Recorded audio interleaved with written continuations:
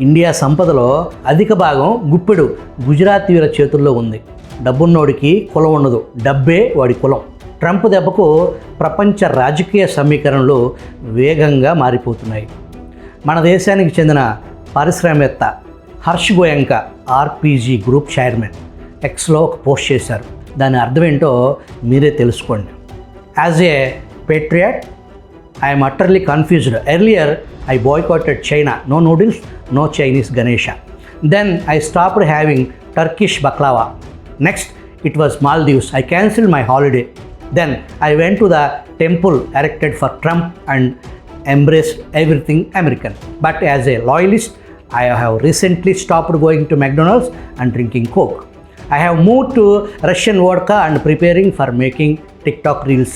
Current dilemma. Can I watch the upcoming Pakistan cricket game? A confused devotee.